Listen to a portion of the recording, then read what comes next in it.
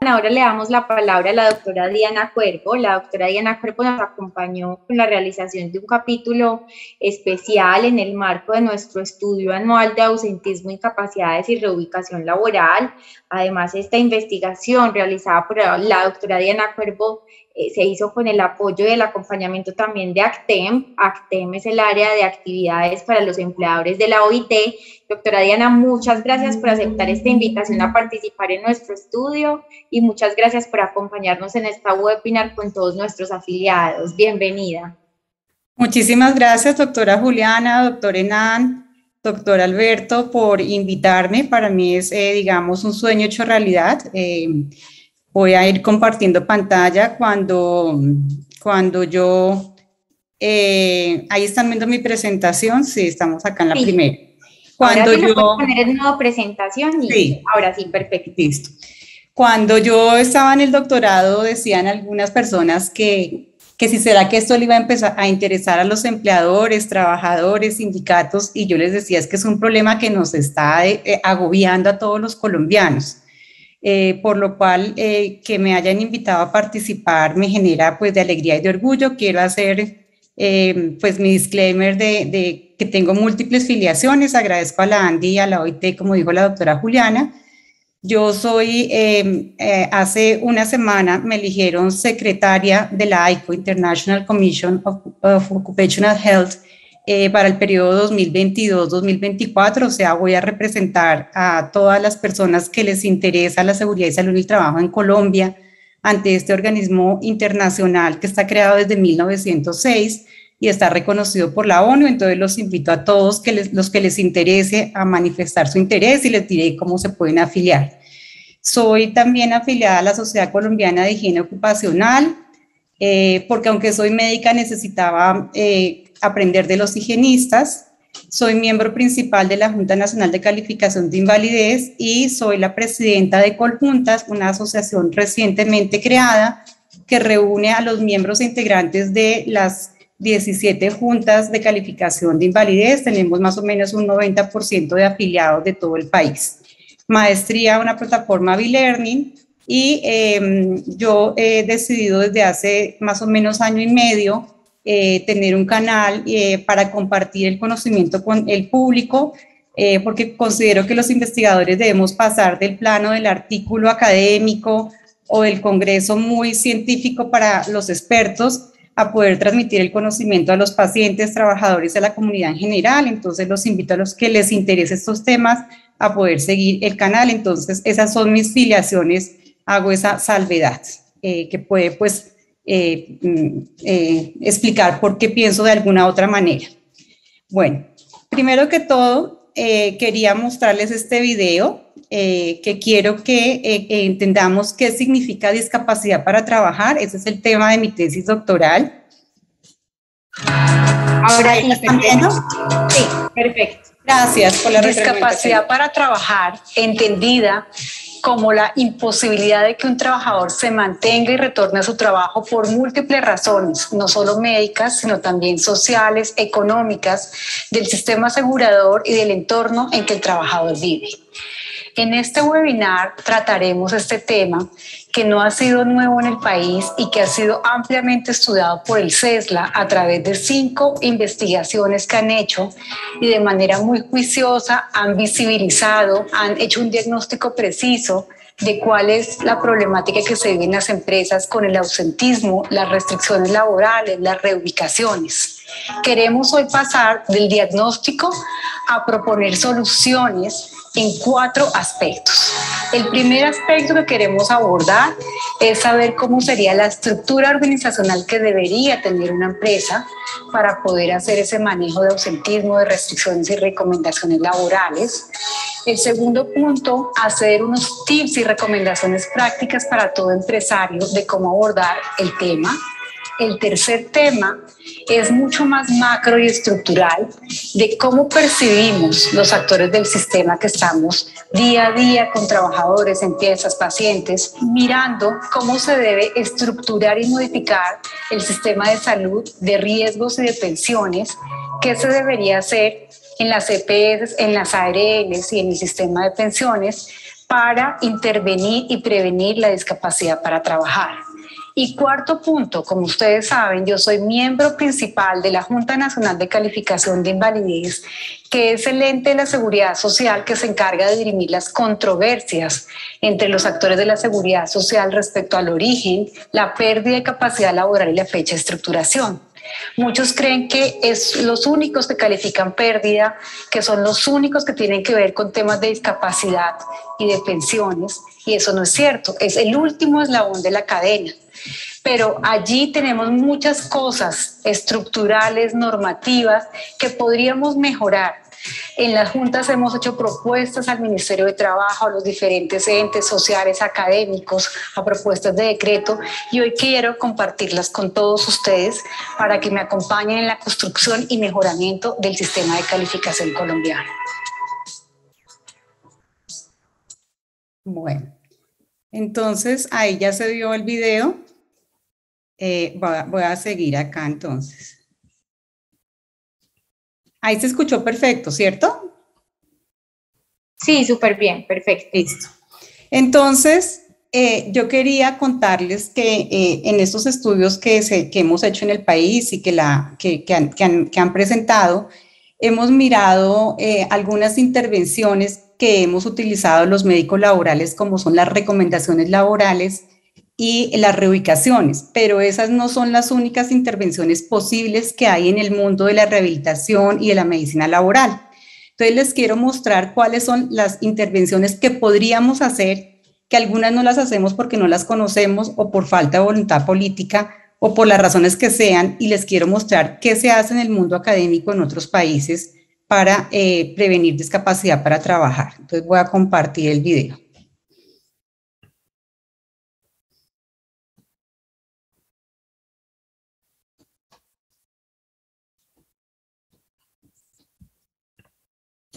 Ahí se quedó. Ya. Ausentismo, restricciones laborales y recomendaciones. Un tema que va en aumento y que nos preocupa a todos los colombianos porque causa grande impacto social y económico. No es un problema de solo Colombia, es un problema a nivel mundial, llamado discapacidad para trabajar. Discapacidad para trabajar quiere decir que el trabajador no pueda retornar o mantenerse en su trabajo, y si bien 3 de los desenlaces, recomendaciones, también hay que tener en cuenta otra población que a veces no visibilizamos. Las personas que pierden su empleo, que son desvinculadas y que nunca más el mundo laboral las vuelve a enganchar y que día a día están pidiendo pensiones de invalidez y están dando una sobrecarga a los sistemas pensionales del mundo. En este momento, post-COVID, aparecerá este problema en aumento porque cada día hay más secuelas, más consecuencias que llamarán a pedir ayuda económica y protección por parte de los estados. A nivel mundial se han estudiado 7 tipos de intervenciones para prevenir y manejar la discapacidad para trabajar. Ellas tocan diferentes dominios, porque este problema no es solo un tema de salud, no es solamente un tema de médicos, sino es un tema que afecta a temas micro, meso y macro. Primer punto. Campañas públicas donde a nivel televisivo, medios de comunicación se enseña a los trabajadores a tener manejo del dolor, manejo de su salud mental y estar saludables. Segunda intervención, programas de sitios de trabajo saludables. Esto no se puede quedar solo en la teoría, sino en la práctica. Los sistemas de protección han entendido que se haga prevención primaria con enfoque ergonómico para que desde el inicio el trabajador sepa cómo manejar las herramientas, cómo actuar, va a lograr tener menos enfermedades laborales y va a poder ser más productivo y estar saludable. También es importante el liderazgo de los empresarios, dar el empoderamiento a los trabajadores respecto a cuidar su salud y que la seguridad en el trabajo no es solamente un tema normativo por cumplir, sino que eso hace que tengan calidad de vida y que puedan vivir mejor y más saludables a lo largo de todo el ciclo vital. Tercer punto, programas de rehabilitación integral con enfoque ocupacional y laboral. Ese tema que todos creerían es el único, es apenas una de las intervenciones. Esta es la más difícil porque implica equipos interdisciplinarios preparados, conjugados y articulados para lograr que, a pesar de que un trabajador se enferme o se accidente, recupere todas sus habilidades y mantenga su capacidad laboral residual. En este tema, el equipo debe definir cuál sería el estado de funcionamiento, cuál es su habilidad residual para definir y recomendar a la empresa cómo reincorporarlo. Cuarta intervención, la intervención temprana. Si yo espero a que ya el trabajador tenga 10 años de incapacidad y actúo tardíamente y no proactivamente, voy a tener bastante problema. Si yo desde el inicio en el sistema de salud tengo rutas integrales de atención en salud que incluya qué voy a hacer en el trabajo, que vaya articulado, si tempranamente con programas de inteligencia artificial detecto qué casos pueden complicarse y hago temas de proyección actuarial, de proyección en salud pública, también de atención a la salud mental tempranamente, y no veo la salud mental como un costo que debo ocultarlo, que ningún sistema lo quiere cubrir y que se lo imponean de manera informal entre ARL y EPS, y al final no hago nada, lograría mejor intervención y menor discapacidad.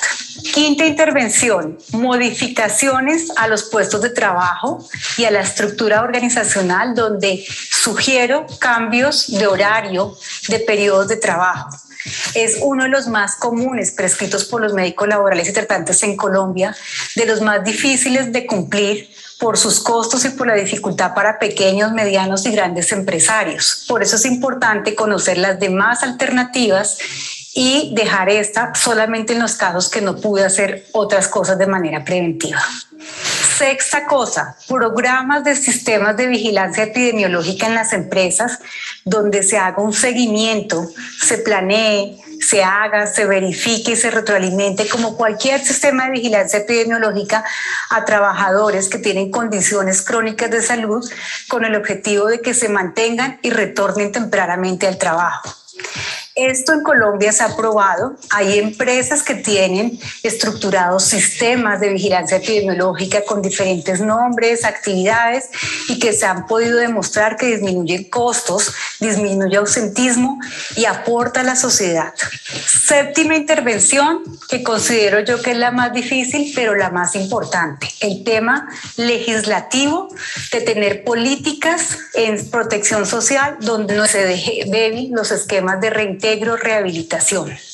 Esto amerita un cambio legislativo en el sistema de seguridad social integral, amerita que no se esté pagando por estar enfermo, sino por rehabilitarse y reincorporarse, amerita que se regule el tema del número de días de incapacidad temporal, cómo se expide, quién las expide, y muchos otros temas que son de mayor envergadura porque requiere que los actores del sistema de seguridad social, los legisladores, los empresarios, hagan un acuerdo social para intervenir este problema de manera contundente. Bueno, ahí se escuchó, ¿cierto, doctora Juliana? Sí, se escuchó perfectamente. Bueno, entonces vamos a trabajar las 4 líneas que dije al inicio. La primera sería tratar de explicar brevemente. Voy a ser juiciosa con el tiempo porque veo que hay preguntas muy interesantes y la parte más vital es las preguntas y el conversatorio. Entonces, mi propuesta es: las empresas en los sistemas de gestión de seguridad y salud en el trabajo por la normativa tienen que hacer un seguimiento, y está en la resolución 312 del 2019, seguimiento a las recomendaciones laborales.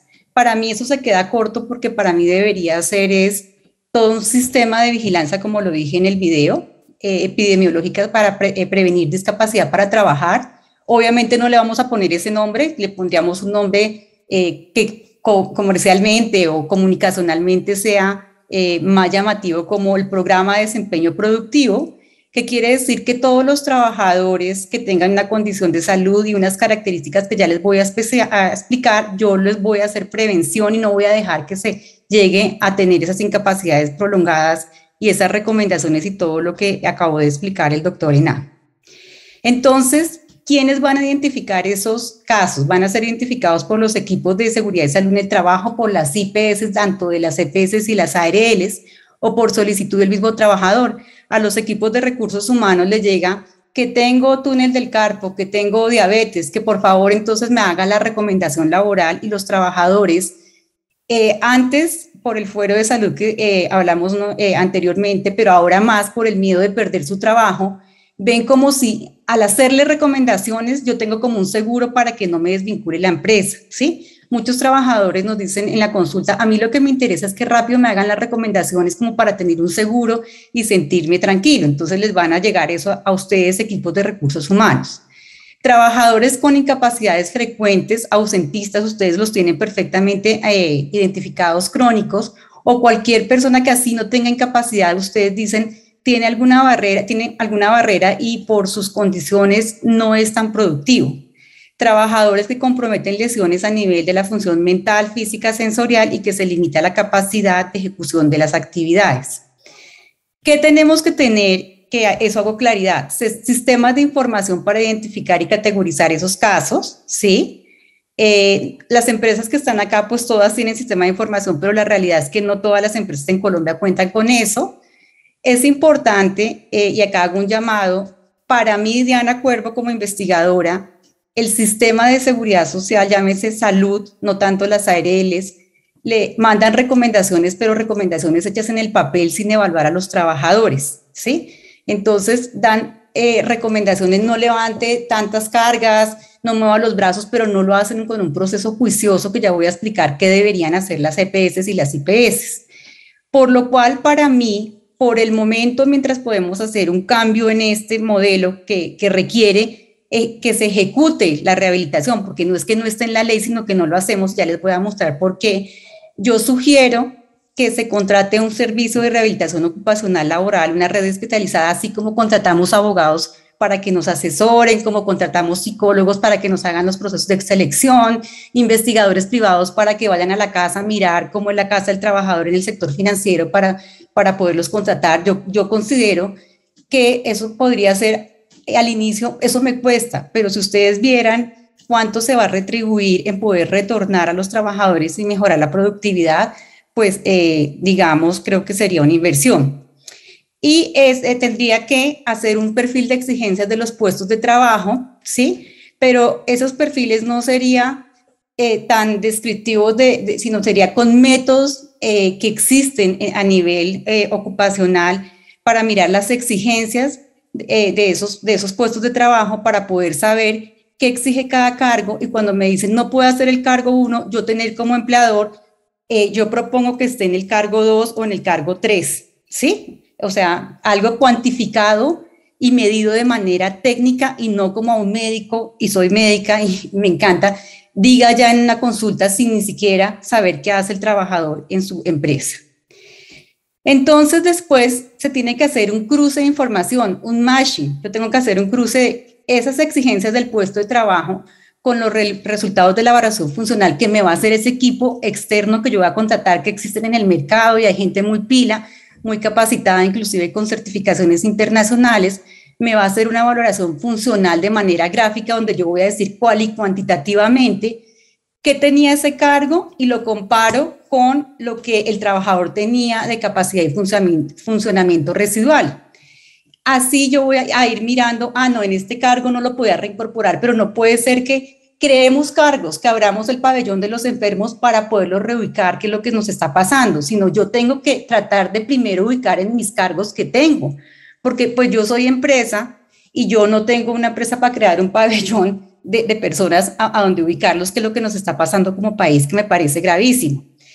Después yo tengo que mirar cuáles son los posibles riesgos para la salud, las barreras, los facilitadores. De pronto a una persona le gusta mucho la atención al cliente, tiene habilidad, los compañeros allí lo pueden apoyar, entonces vamos a mirar cuáles son todas esas circunstancias.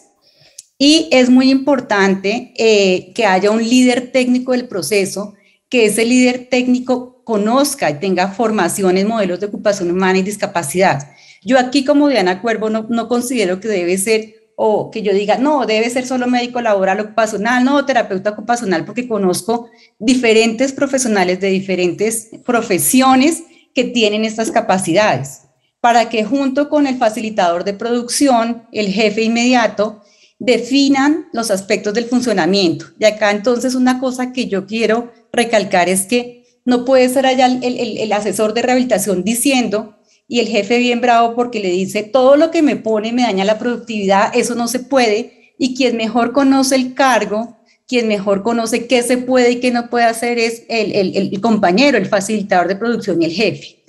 En estos sistemas de vigilancia que digo que empresas los han hecho, inclusive los jefes se van con los trabajadores para hacer ensayos en talleres de competencias laborales donde se mira qué puede hacer, qué no puede mover la carga, y a los jefes se les pone a hacer todo el proceso de rehabilitación para que entiendan. Levantar una carga, implica esto. Entonces, cuando el trabajador llega, el mismo compañero ya sabe cómo es que se hace y no lo va a ver como una carga, como el punto negro del proceso. Debe haber concordancia en el tipo de instrumento entre la valoración del perfil funcional y el perfil de exigencia. No es que yo utilice un instrumento para decir cuáles son las exigencias del cargo y utilice otro instrumento para medir el funcionamiento del trabajador, sino yo tengo que utilizar el mismo instrumento. En Colombia no sabemos todavía cuál sería, pero mi propuesta es que si yo adopté la clasificación internacional de funcionamiento y discapacidad, que es un instrumento y una clasificación de la Organización Mundial de la Salud del 2001, pero que yo la adopté como país, tanto para el Ministerio de Salud y de Trabajo, tanto para rehabilitación y para el manual de calificación lo adopté, tratáramos de utilizar el de la CIF, que hay unas escalas acortadas de seguridad social, mientras el Ministerio de Trabajo y de Salud regulan. Sugiero que utilicemos las de la CIF. Acá entonces quiero que vean este video. ¿Ha pensado usted si sufriera una discapacidad?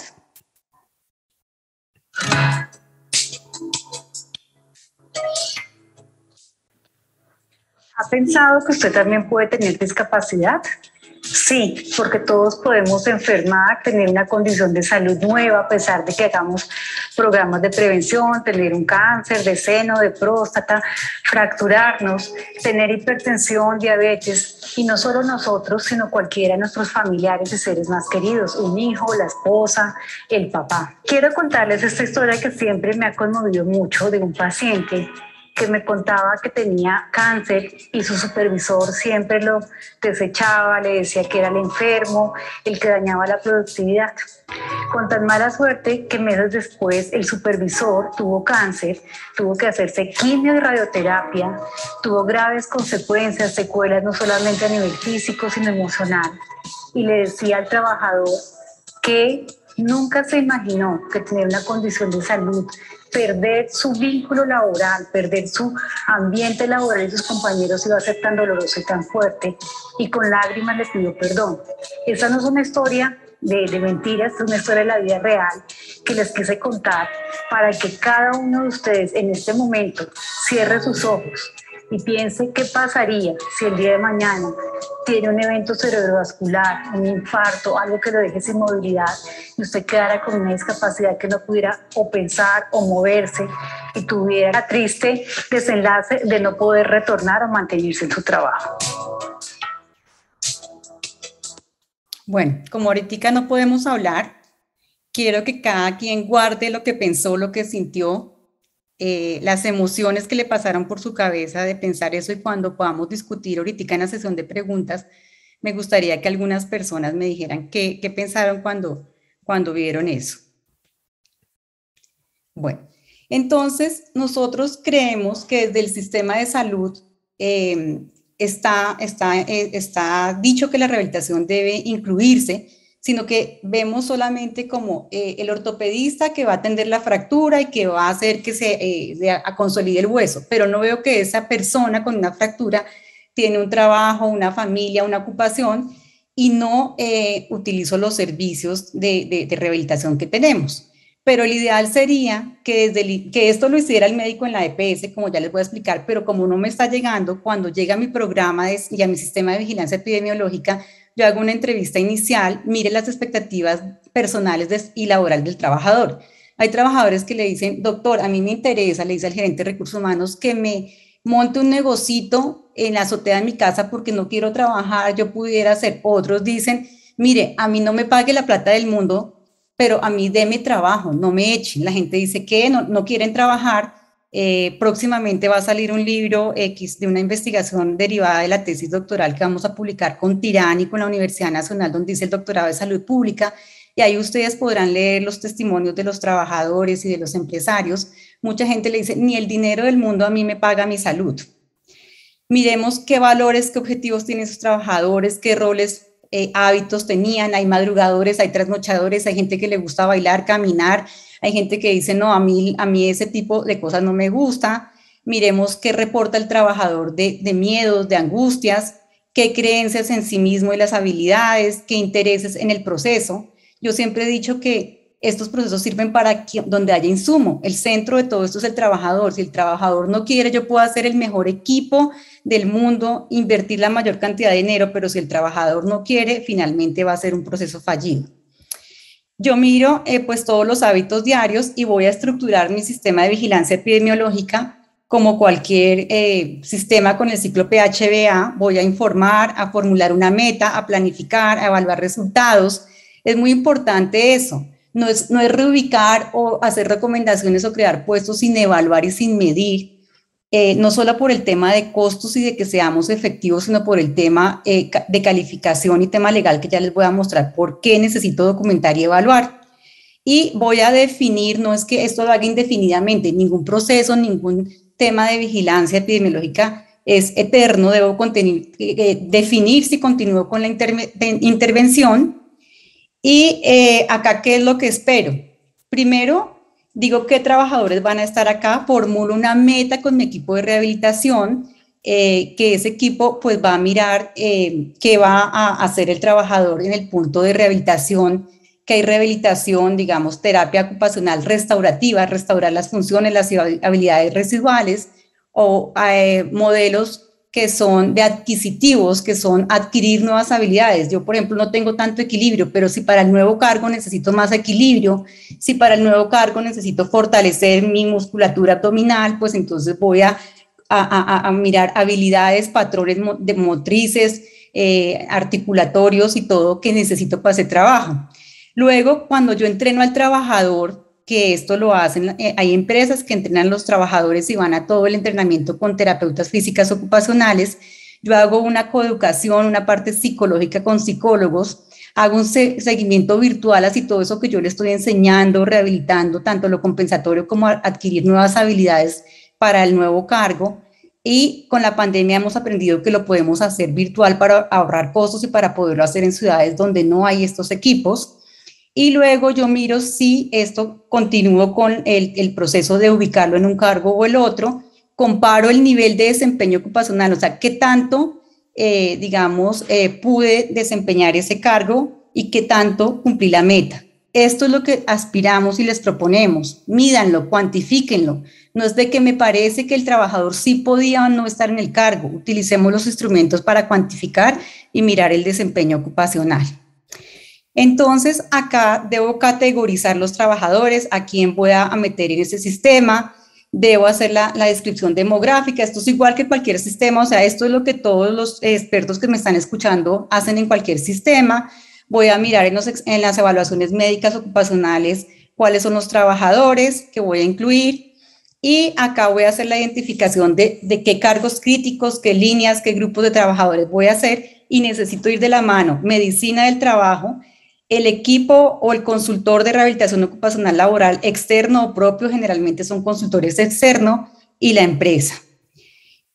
Acá entonces valoro el desempeño ocupacional, como les dije, y las exigencias del cargo, y hago entrenamientos de psicoeducación, que es lo que se está haciendo en el mercado, son 8 horas y luego 20 sesiones de terapia, y hago un seguimiento a la intervención, ¿sí?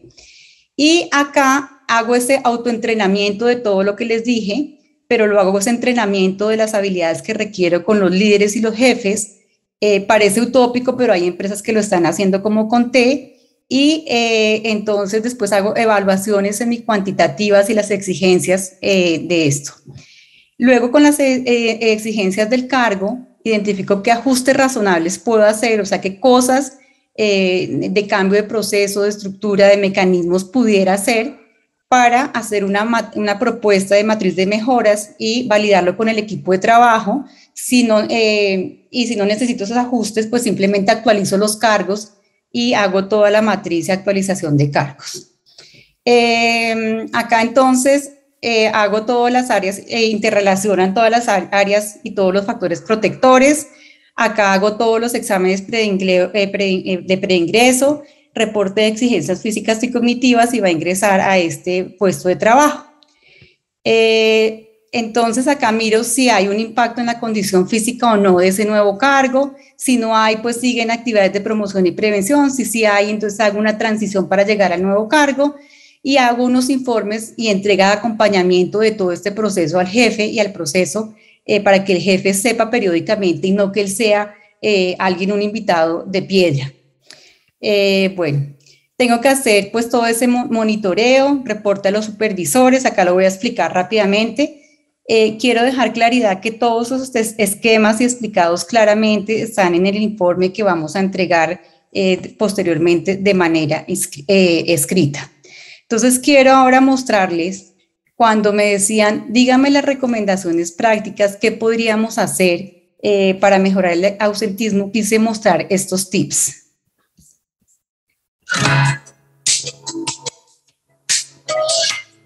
Las cosas que deben ser mejoradas en el sistema de salud para lograr intervenir y disminuir el ausentismo. Primera cosa, hay falta de oportunidad en la atención de citas y encontramos en la Junta que los pacientes les prorrogan eternamente la incapacidad esperando que un ortopedista, un neurocirujano o cualquier otro profesional de la salud los vea.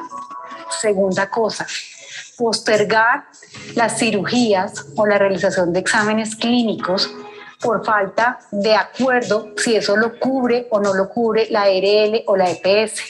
En esa controversia que no debería ocurrir, porque es muy claro que cuando hay dificultad en definir el origen, las EPS deberían seguir atendiendo a los trabajadores, les posponen cirugías y procedimientos y mientras tanto lo incapacitan 30, 60, 90 y hasta 2 años incapacitados en espera de un procedimiento. ¿Qué ocurre también?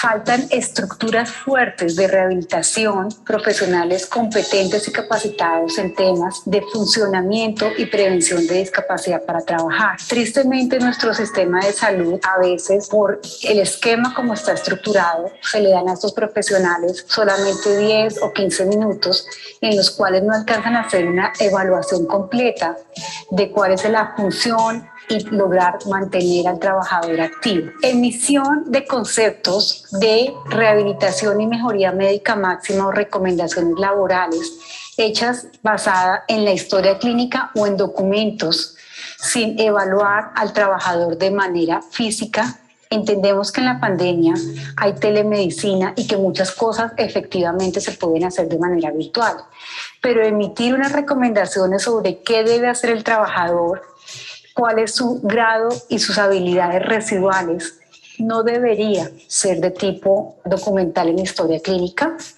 y tampoco debería ser hecho por cualquier profesional.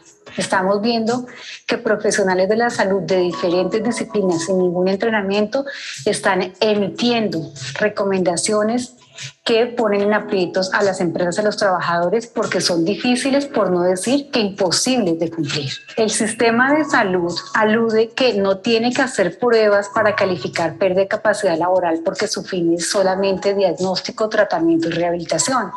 El sistema de pensiones y sus seguros previsionales aluden que es un tema de salud. ¿Quién pierde? El binomio empresario-trabajador, porque se hacen procesos de calificación sin todas las pruebas y exámenes que exige el manual de calificación y eso hace que no se pueda documentar de manera objetiva y completa las deficiencias, o sea, los déficits de estructura y función y su real impacto en el mundo laboral. Y estamos teniendo trabajadores que yo llamaría los mini de la calificación. Ni son inválidos, ni son trabajadores productivos, ni son trabajadores que yo como empresario o como líder de seguridad y salud en el trabajo pueda retornar. ¿Por qué? Por falta de pruebas completas por parte del sistema de seguridad social colombiano.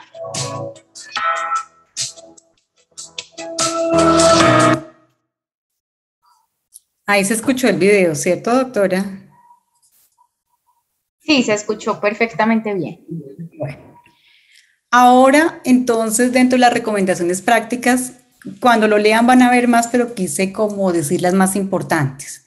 Ya lo había dicho, pero yo quisiera que pudiéramos hacer un estudio económico de ver cuánto vamos a invertir en esto que estamos proponiendo versus el retorno de poder bajar esos costos que el doctor Enan nos explicó muy claramente. También como un tema de responsabilidad social, porque si bien es parte del tema de salud, y como lo dije, para mí estamos fallando en nuestro sistema en entregar mejores insumos al trabajador y a la empresa, pues invertir en este tipo de sistemas de vigilancia y hacer todo esto que estamos hablando sería parte de la responsabilidad social, que acá pues muchas empresas son pioneras y lo hacen muy bien. Y cuando yo hago toda esta inversión, yo me mantengo en el top of the mind. Los expertos en mercadeo, los expertos acá saben cuánto vale que yo quiera comprar la marca de la empresa que hace todos estos programas. No me creen, pero como yo sé cuáles empresas hacen esto, yo hoy me compro el champú y yo digo, ay no, yo compro esta marca de jabón, porque yo sé que son empresas que invierten en sus trabajadores.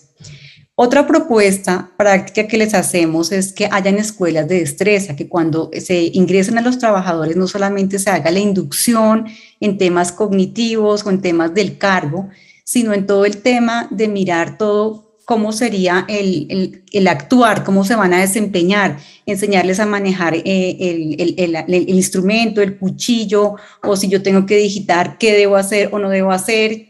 Eso hay equipos de fisioterapeutas y terapeutas ocupacionales que hacen un entrenamiento, así como entrenamos en temas psicológicos con psicólogas organizacionales, en la destreza que deben tener para hacer mejor esa relación con su cargo y no enfermar prontamente por enfermedad laboral. Sugerimos que acá hay ejemplos muy contundentes en Colombia de agremiaciones que se han unido porque manejan el mismo tipo de cargos, de exigencias, entonces ya saben cuál cargo requiere cuáles demandas, se han hecho instrumentos, entonces ya saben las terapeutas o los equipos asesores que pueden asesorarlos en hacer todos estos sistemas de vigilancia y acompañamiento al reintegro, pero de manera, digamos, estructurada. Y yo sí, me encanta que esté el doctor Alberto, yo sí le pido como académica que yo sé que los empresarios pueden hacer gran abogacía ante el Ministerio de Trabajo y de Salud. Muchas veces nosotros hemos tratado de hablar con Mi Trabajo, Mi Salud y nos escuchan en todos estos temas de las guías de rehabilitación, pero falta voluntad en ejecutarlos. Yo pienso que estamos dejando muy solos como Estado colombiano y no estamos cumpliendo el mandato que está en todas las recomendaciones de la OIT de reintegro, reubicación e inclusión. Entonces, sí, cuando hacemos conversatorios con los ministerios, pudiéramos pedir que se hicieran todos estos temas a nivel de decretos y de leyes. En la gestión de casos, entonces yo siempre digo que en la ley 1438 del 2011 que reformó la ley 100, en estos artículos está claramente establecido que la rehabilitación está dentro del plan de beneficios del sistema de salud. Cuando uno habla, le dice, no, es que la rehabilitación laboral no me toca, eso es de las ARLs, porque hay un desconocimiento de que la rehabilitación ocupacional no es ir a hacer el estudio de puesto de trabajo y las exigencias, sino desde los consultorios de las terapeutas físicas, ocupacionales, fonoaudiólogas y rehabilitadores, hacer todo eso, de hacer una restauración, compensación de que yo mueva la mano, pero esa mano la voy a tener que mover y hacer el agarre porque en el cargo necesito coger la florecita así, entonces lo voy a entrenar en recuperar, o si me amputaron la mano derecha voy a reentrenar la mano izquierda, eso es parte del sistema de salud. Nosotros no exigimos eso, ni como empresas, ni como trabajadores, ni como los mismos médicos desconocemos porque nos falta formación en saber otras profesiones de la rehabilitación y poder actuar de manera sinérgica. Ahí en este mismo artículo, en el artículo 8, la ley estatutaria de salud dice que claramente está el de prevenir, paliar y curar. Entonces, para mí no es que no haya leyes, está en las leyes de salud, pero no lo ejecutamos ni lo hacemos exigible, es mi posición. Los procesos de gestión de los casos de las EPS y las ARLs deberían tener prevención de discapacidad en 3 líneas. Esto lo hemos propuesto en muchas veces que hemos hablado con mi trabajo en MinSalud, de hacer guías y procedimientos de rehabilitación, pero ha quedado guardado en un cajón. Debería tener una IPS, desarrollo y mantenimiento funcional, que es lo que todos conocemos, la parte restaurativa, hacer la terapia, de lograr el mayor funcionamiento de la estructura de la función, pero también lograr las habilidades residuales ocupacionales para hacer mi ocupación en mi casa, en la iglesia, cuando bailo mapalé, cuando voy al trabajo, porque la ocupación es todas esas actividades que no son mi trabajo, pero desempeño un rol como mamá, como esposa, como ciudadana de alguna organización. Y esto se queda solo ahí y muy funcional, ni siquiera miro la parte de rehabilitación ocupacional. Debería hacer un seguimiento y comparar ese matching entre qué capacidad funcional en la rehabilitación tengo y las demandas del cargo. Pero si los equipos de rehabilitación no saben ni siquiera cuáles son las demandas del cargo, porque no hay interacción entre empresa y los equipos de rehabilitación, pues no lo voy a poder hacer.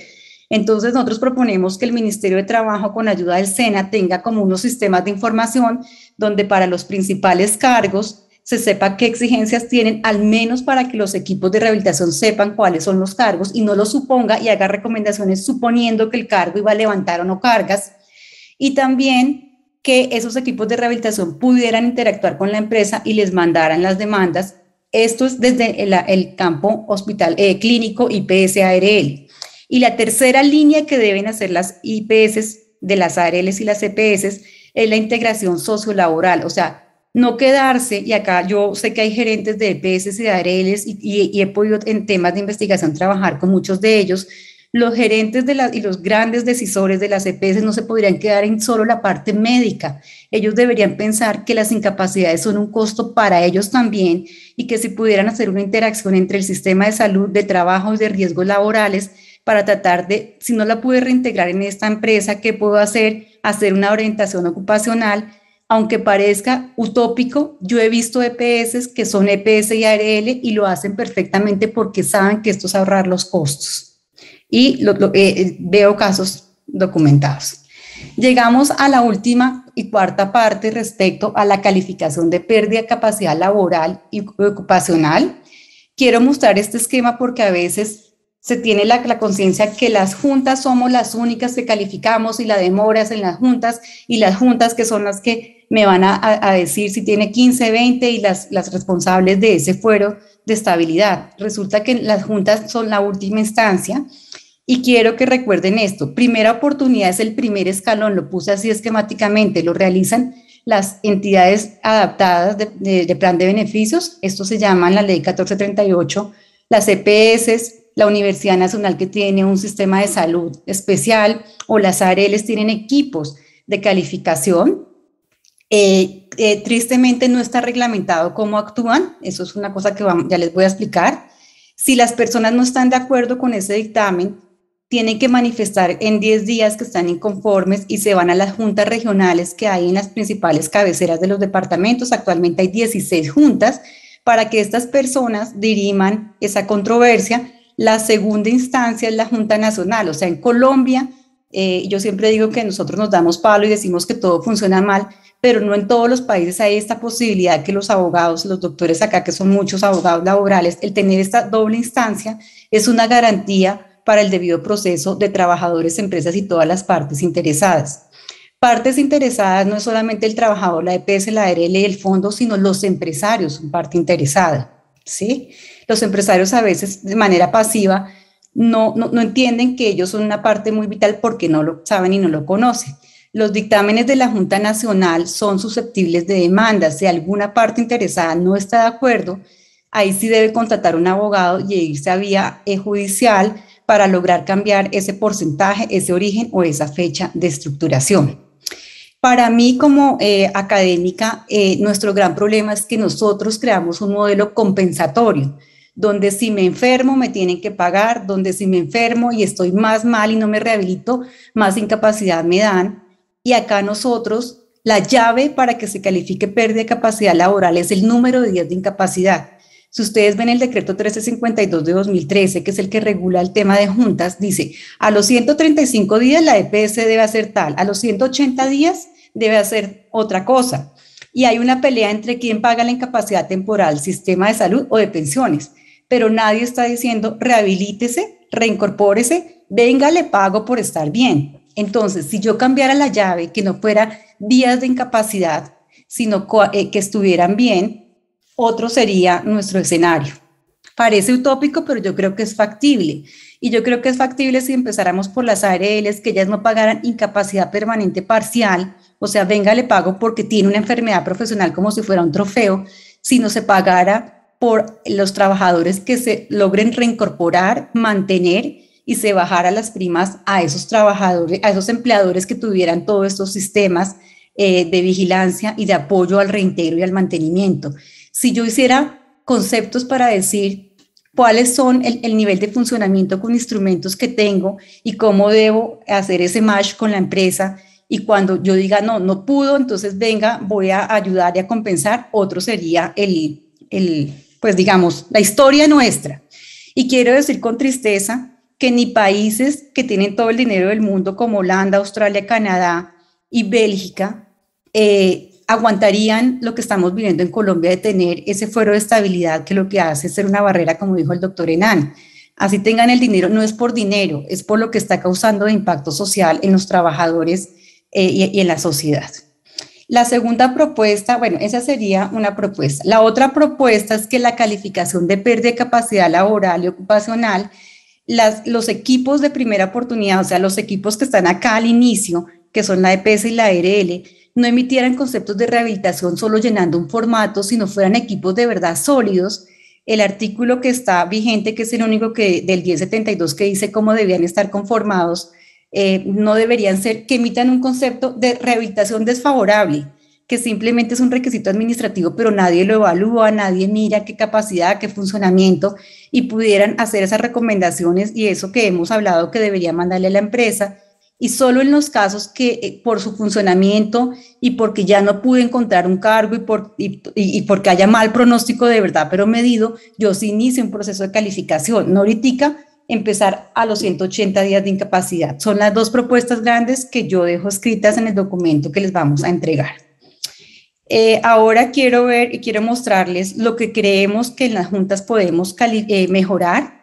Nosotros como miembros e integrantes de las juntas, como conjuntas, hemos hecho acercamientos con el Ministerio de Trabajo, participamos en todos los decretos, en el Senado de la República, les mandamos propuestas a los senadores, unos muy amablemente nos escuchan, otros no, pero yo quise plasmarle acá a todos los que nos están escuchando lo que creemos y lo que consideramos que podríamos mejorar.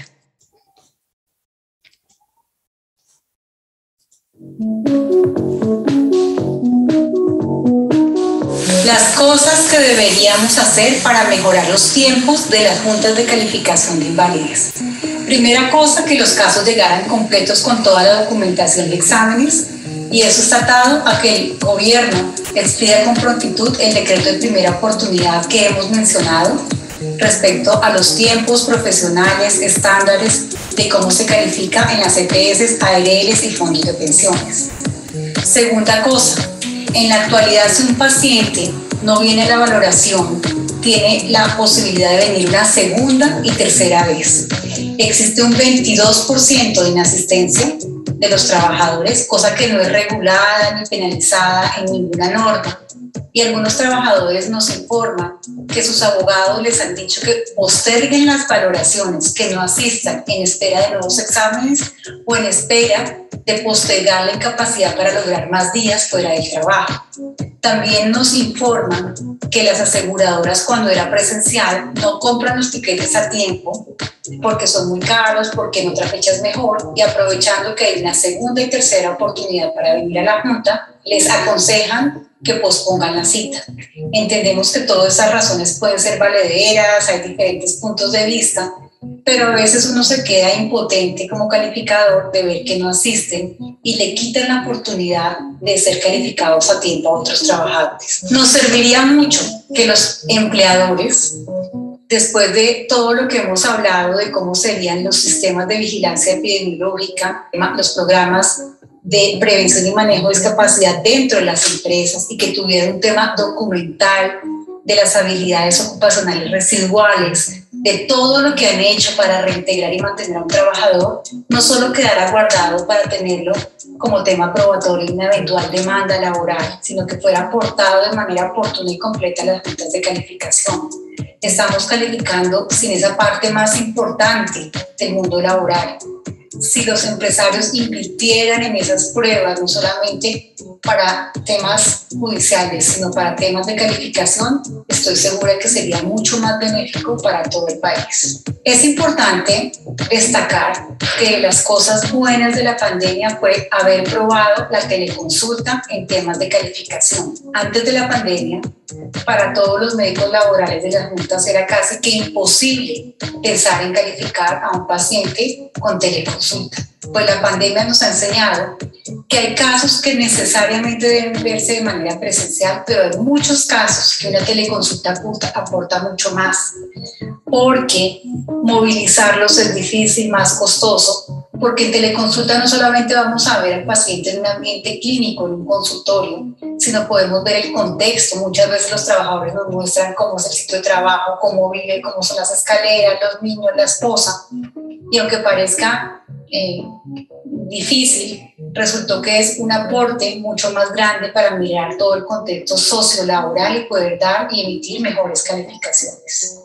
Para mejorar las juntas de calificación de invalidez necesitamos proyectos de ley que realmente apunten a mejorar los temas estructurales de la seguridad social y que mantengan la meritocracia, mantengan que los profesionales que lleguen a desempeñar estos cargos tengan las habilidades, las cualidades y toda la experiencia que se requiere para determinar un tema prestacional.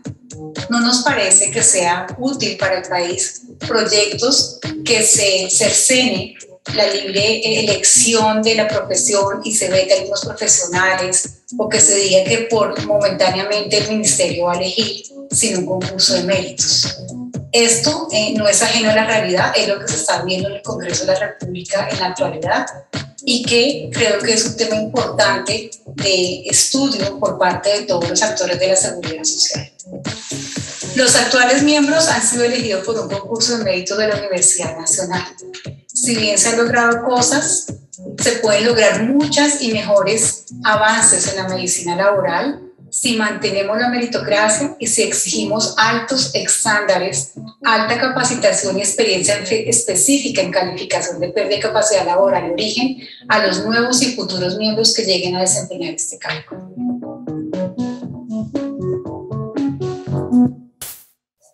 Bueno, esto es importante. En el actual proyecto de decreto que está en el Congreso de la República dice que las personas pueden llegar con un diplomado a un curso, y yo siempre digo que es como si llegara, yo le dijera, ¿usted deja que le operen a su mamá una cirugía cardiovascular con un diplomado a un curso? Yo creo que no.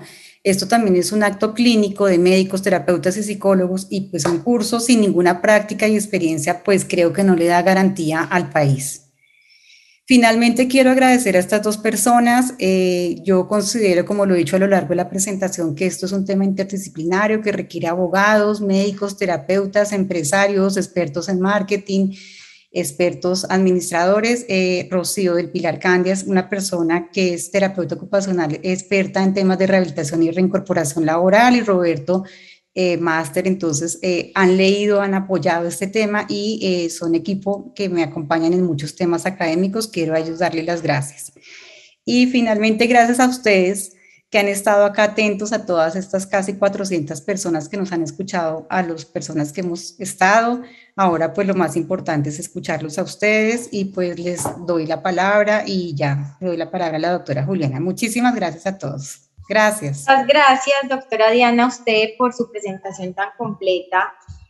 Le salió un mensajito en el computador que creo que se le iba a apagar, entonces es importante que lo revise. Tenemos algunas preguntas de los afiliados.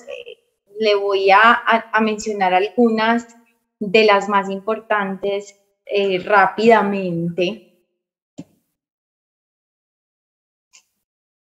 Una de las preguntas que nos hacen nos indica, las gestiones de las empresas en ocasiones son tempranas, el inconveniente es al momento de la gestión de las entidades de seguridad social, sobre todo cuando hay controversias y llegan a las juntas regionales de calificación y a las juntas nacionales de calificación.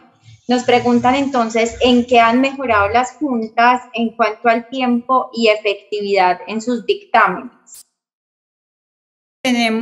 Gracias a la persona que me hace esa pregunta. No quedó en el video, los casos nos llegan incompletos. Si no hay decreto de primera oportunidad donde la EPS, la ARL, diga cómo va a calificar y qué va a hacer, pueden creer que nos llega un estudio de enfermedad laboral sin estudio de puesto de trabajo. Entonces, es como si le llegara a la Corte Suprema, acá que son abogados laboralistas, el caso sin pruebas, y el magistrado de la Corte Suprema va a tener que ir a pedir todas las pruebas de primera oportunidad, ¿sí? Por eso yo soy reiterativa, es que si se arreglara el primer piso y trajéramos todo completo, el número de casos no debería estar, no debería haber controversia y debería ser muy rápido. ¿Qué hemos hecho nosotros? No tenemos sistemas de información, falta un sistema de información que lo puse en el documento y nosotros hemos tenido de manera propia para autorregularnos, gestionarnos y medirnos los tiempos. El promedio en este momento, porque se lo mandé al Congreso de la República como presidenta de Coljuntas en la Junta Nacional en el 2021, el promedio es 47 días hábiles de calificación entre que me dan el dictamen y que me radican el caso y yo expido el dictamen. ¿Qué problema tengo? Que yo no puedo dictaminar un caso si no me pagan los honorarios porque soy dineros públicos de la Seguridad Social. Si las entidades de Seguridad Social no me pagan los honorarios, se me va a quedar ahí el caso porque no lo puedo dictaminar porque es un dinero público. Nadie regula que las entidades ARL o fondos me paguen rápido, nadie regula que ellos manden las pruebas completas. Yo les puedo pedir una prueba y dicen, no se la voy a hacer y nadie lo regula, ¿sí? No es una quejadera, no es de decir, ay, todo es malo, las EPS, las ARLs, esa es la parte mala, pero la parte buena es que muchas sí lo hacen, la parte buena es que muchos seguros previsionales entienden que les va mejor mandando y la parte buena es que nuestro sistema de riesgos tiene ARLs que lo hacen muy bien y que aunque yo siempre digo, nos damos palo, uno va a otros países y no tienen eso que tenemos en Colombia. O sea, es mejorar, es ajustar las tuerquitas para que lo hagamos mejor. Gracias, doctora Diana. ¿Qué otra pregunta para usted? Nos preguntan, ¿cómo lograr la integralidad de los actores del sistema en la rehabilitación para lograr una reincorporación temprana y efectiva? Yo por eso dije que era el más difícil porque para mí es un tema estructural, ¿sí? Para mí el empleador y el trabajador pagan los platos rotos de la ineficiencia en cuanto a oportunidad en la atención y en articulación entre los equipos interdisciplinarios. Por eso yo le hacía un llamado a los gerentes, a los líderes tomadores de decisiones, porque si yo mando a un paciente para que se haga, voy a decir en Bogotá, una terapia en el San Ignacio y el otro se lo hace en Soacha y no articulo, yo digo, pues me sale más barato, pero no estoy viendo que se me posterga la incapacidad. Entonces yo pienso que es de todos exigir. Por ejemplo, yo en mi escrito ponía, lo que les propongo es cuando yo vea que hay falta de oportunidad, que hay falta de atención por las entidades, levantemos la mano, pidamos que eso no debe ser, porque finalmente nos está causando mucho perjuicio y pues creo que es de ejecutar como actores. No es un tema fácil y yo lo reconozco y lo vivo como calificadora, así como ustedes lo viven como empresa, que me da rabia de ver lo que estamos teniendo mal en nuestro sistema de seguridad social. Gracias, doctora Diana, por esa respuesta. Nos preguntan también algunas cosas en referencia con el tema osteomuscular. Hay algunas personas que quieren mirar si tienes algunas cifras específicas sobre enfermedades ocupacionales osteomusculares.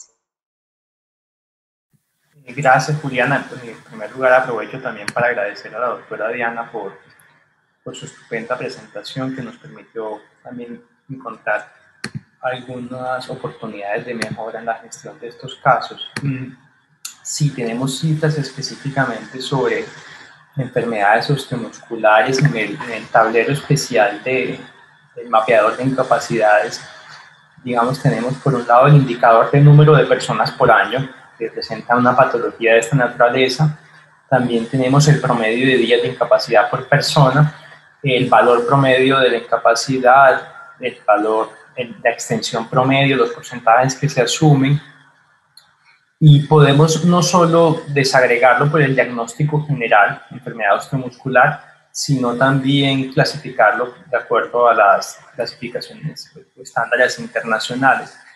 La verdad es que estos datos se pueden obtener con base en todo el cubo de incapacidades y solo para tratar de responder específicamente algunos ejemplos de tu pregunta, para plantear el ejemplo de trastorno de disco lumbar con radiculopatía, hablamos, por ejemplo, de que el promedio de días de incapacidad por persona que presenta un trastorno osteomuscular de esta naturaleza es de 35,3 días. Y así, dependiendo del tipo de trastorno osteomuscular, podemos determinar la extensión o su severidad, el valor promedio del costo, qué porcentaje asume la EPS, qué porcentaje asume el empleador. Y también quisiera aprovechar la pregunta para hacer notar la importancia también de nuestras estadísticas desde el punto de vista de poder hacer análisis sectoriales. Había una pregunta relativa al sector salud. Tenemos también indicadores específicos del sector salud, donde desde luego el COVID-19 fue una enfermedad de origen laboral que allí fue representativa, pero también, por ejemplo, en el sector salud, aquí estoy específicamente buscando el dato, encontramos que el número de casos de ausentismo por trabajador es muy por encima de la media nacional. En el sector salud hablamos de 2,87 casos por trabajador y también la extensión del ausentismo laboral es mayor a la media nacional, hablamos de 20,86 casos. Lo que quiero significar con esto es que todos los indicadores que les acabamos de mostrar se pueden desagregar y correlacionar por área geográfica, sector económico, subsector económico, diagnóstico, subtipo de diagnóstico y hacer inferencias con base en estos datos. Gracias, Julián. Gracias, Enan. Por aquí tenemos otra preguntita que puede ser para la doctora Diana. Sandra nos pregunta si tenemos un colaborador con incapacidad permanente, pero estas son emitidas por médicos de urgencias diferentes y no por un médico tratante fijo o un especialista, y sentimos que algo no está bien con este caso, ¿a quién podríamos recurrir? ¿Qué recomendación le puede dar a esta empresa, doctora Diana? Esa pregunta es excelente. Estuvimos con el Viceministerio de Trabajo, el asesor de la Viceministra de Trabajo, el doctor Felipe, y él nos decía, estoy atento a que nos digan las propuestas, estamos esperando que nos den la cita. Resulta que no hay una regulación, como dije en los videos, no hay una cosa que diga en Colombia quién puedes pedir, por cuánto tiempo, aprovechando todos esos estudios que ustedes tienen del promedio de diagnósticos. Entonces, cada quien hace lo que quiera. Entonces, no se deben quedar callados. Si ustedes ven eso, el primer paso es mandarle una carta a auditoría médica de esa EPS. Conozco empresas que lo han hecho y gracias a esas empresas se ha detectado el cartel de empresas que casi que eran falsas y se dieron cuenta por la letra, o se dieron cuenta que ese médico tenía como un negocio para despedir esas incapacidades. Si nos quedamos callados, nunca nadie se va a dar cuenta. Entonces diga a la auditoría médica, cópiela al Ministerio de Salud y a Superintendencia. Que sea difícil, de pronto sí, pero si no lo hacemos, nos vamos a morir en la corrupción. Muchas gracias, doctora Diana. Tengo por aquí una pregunta final para no abusar de su tiempo, y es, ¿cuál es la propuesta para abordar los casos de los colaboradores que quieren usar el sistema para obtener ganancias secundarias y a quienes las opciones de acompañamiento parecen no funcionar? Sí existen opciones, y que yo les decía, cuando documenten esto, es más fácil llegar ante un juez laboral y decir, yo hice todo, ¿sí? Yo hice todo y tenemos casos documentados y están, y podemos hacer otra charla y mostrarles, donde haciendo todo este proceso, donde yo miré las habilidades residuales, hice el matching entre lo que tenía, y ya el trabajador se ve tan, digamos, cogido en la mentira que dice, ¿sabe qué? Yo renuncio. O algunos que los desvinculan y el ministerio les ha dado autorización. Que sean en la mayoría, no voy a decir que, uy, no, que es que el ministerio, por eso es que yo le digo a la viceministra, le decía a la viceministra de Trabajo, a la anterior y a la actual, hagamos algo, porque así como hay trabajadores muy buenos, hay gente que abusa del derecho. Yo no me puedo quedar con un decreto de 1333 de abuso del derecho solamente en temas indemnizatorios, sino todo lo de rehabilitación y eso que estamos hablando de quién expide. Entonces, sí, si hacen todo esto, probatoriamente he visto casos exitosos en esos temas legales. Muchas gracias, doctora Diana, muchas gracias, Enan, por acompañarnos en esta webinar tan importante para todos nuestros afiliados. Publicaremos para todos el estudio de ausentismo, incapacidades y reubicación laboral, así como el capítulo en el que nos acompañó la doctora Diana Cuervo. También les enviaremos a todos los asistentes las memorias de esta webinar y les agradecemos mucho por conectarse y acompañarnos durante estas 2 horas y media. Muchas gracias para todos y feliz tarde. Muchas gracias, doctores y público. Gracias. Gracias, feliz tarde.